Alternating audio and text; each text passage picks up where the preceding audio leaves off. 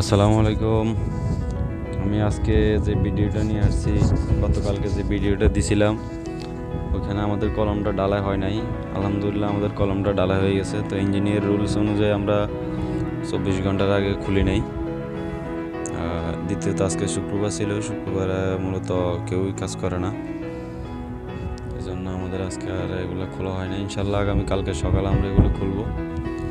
খোলার পরে আমরা এগুলা যে ফাঁসে যে সিকিঞ্জাগুলো মারছি, এগুলা যে লকগুলো আটকাইছি এটাকে সিকিঞ্জা বলে। সিকিঞ্জাগুলো খুলে সব কিছু সাফাই করে আমরা এই সিকিঞ্জার যে গ্যাপগুলো আছে এই গ্যাপগুলোকে আমরা বন্ধ করে দিব। সিমেন্ট বালু মিক্স করে এগুলো বন্ধ করে দিব। এগুলো বন্ধ করে দিয়ে আমরা এগুলোরে দুই দিন পানি খাওয়াবো। তারপরে এগুলো যে ফুটিংগুলো আর শর্ট কলমগুলো আমরা ডালাই করছি এগুলোতে ভিটামিন দিব। ভিটামিন দিয়ে তারপরে মাটি ভরাট করব।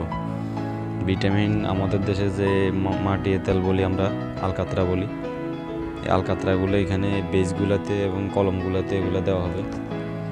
অনেক জায়গাতে পুরা গিটার সহ ওয়াল সহ সবগুলোতে দেওয়া হয়, কিন্তু এটা বেচা বিল্ডিং, বিক্রি করা বিল্ডিং, এই জন্য এখানে দেওয়া হবে শুধু ফুটিং এবং কলম, পুরোটাতে দেওয়া হবে না।